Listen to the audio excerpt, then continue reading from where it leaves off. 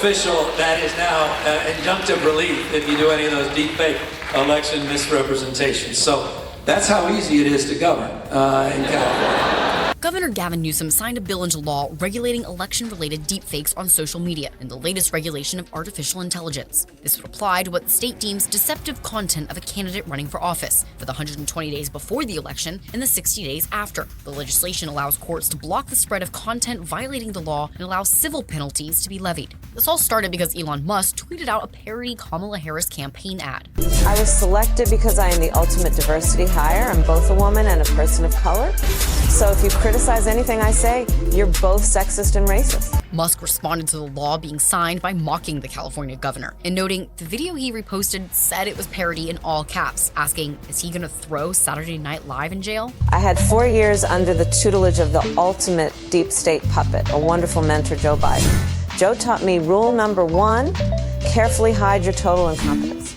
AI has exploded in use and advancement in recent years. Various states across the country, including Florida, Michigan, Arizona, and Texas, have regulated the use of deepfakes in elections. Gavin Newsom just got absolutely crushed by a federal judge in the most humiliating legal beatdown of his career.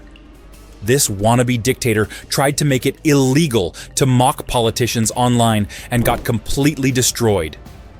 The court didn't just reject his censorship law, they obliterated his entire argument in a scathing ruling that's sending shockwaves through the Democratic establishment. Hit that subscribe button right now, because this judicial smackdown is so devastating, it might have just ended Newsom's 2028 presidential dreams forever. The courtroom catastrophe that shocked legal experts. Federal Judge John Mendez didn't just rule against Newsom. He delivered what legal scholars are calling one of the most brutal judicial takedowns in recent California history. The judge used phrases like unconstitutional overreach and blatant censorship attempt in his 47-page ruling that completely dismantled Newsom's deepfake law.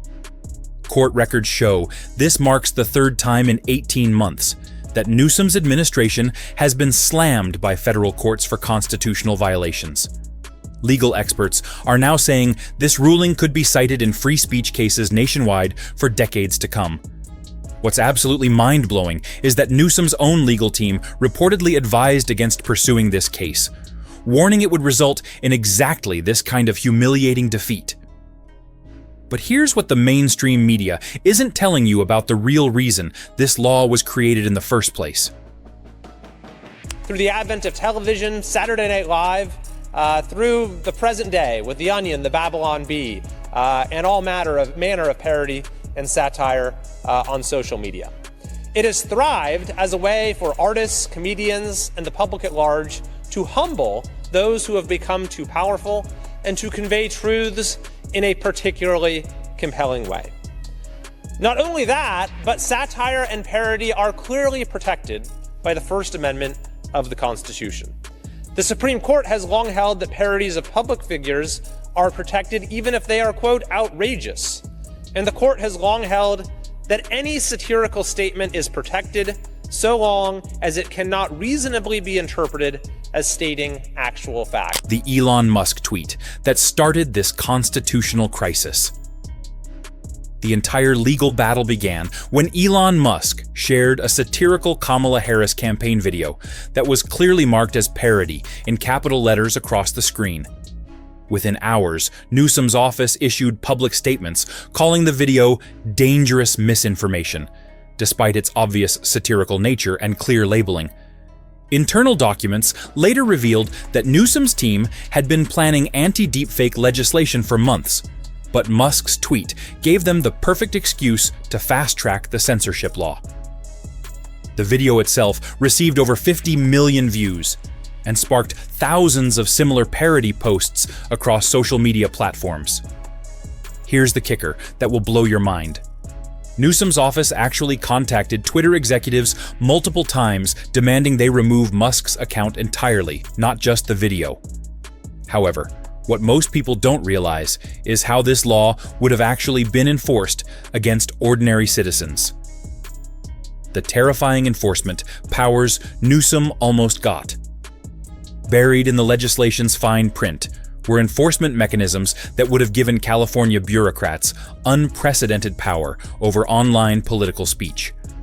The law included provisions for immediate content removal without due process, civil penalties of up to $15,000 per violation, and the ability to pursue criminal charges for repeat offenders. State officials would have had 24 hours, authority to flag content as deceptive, and demand its removal from all major platforms.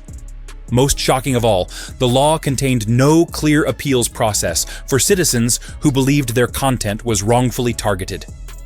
The most terrifying revelation is that the law would have allowed California to prosecute citizens from other states for posting content that violated their speech codes.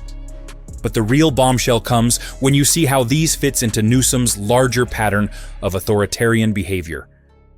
Is part of this that voters are so fed up with what they see on the streets of their cities that as a politician, you've got to clean up those streets? Yeah, well, that's generally the case, but that's not the inspiration for Care Court. But is there a political factor in this for you? As an electoral strategy, I'm termed out. That's not the issue. The politics here is compassion. The politics is purpose. You may be termed out here, but does cleaning up the streets of California factor into a potential presidential run? I'm never going to overpromise that in the short run. I mean, we are struggling in this state. You're not answering my question. Homelessness. No, housing and homelessness. People suggest that cleaning up California streets could be part of a larger political strategy for you. I think that's table stakes. I think that's just the foundational responsibility of anyone that gets into my position. That's the day job. It's not about some grand ambition. Absolutely. Newsom's secret plan to control information statewide. This deepfake law was just the tip of the iceberg in Newsom's comprehensive strategy to control political information in California. Records show his administration has quietly pushed through 17 different pieces of legislation targeting online speech, social media platforms, and digital political advertising in the past 2 years. California now has more restrictive speech laws than any other state, with penalties that exceed those found in many authoritarian countries. Newsom's office has also created a new Digital Truth and Transparency Unit, with a budget of $12 million annually to monitor political content across all platforms. Industry insiders report that major tech companies have been privately meeting with California officials about implementing state-level content moderation systems. What's absolutely insane is that leaked emails show Newsom's team was planning to expand this model to control local news reporting across the entire state. But the most concerning revelation is how this connects to his presidential ambitions. The 2028 campaign strategy that just backfired spectacularly. Political strategists reveal that Newsom's anti-deepfake crusade was designed as a national campaign platform to position him as a defender of election integrity for his 2028 presidential run.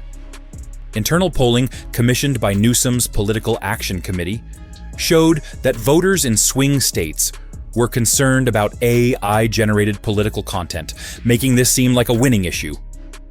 His team spent over $3 million on focus groups and messaging research to craft the perfect narrative around protecting democracy from digital deception.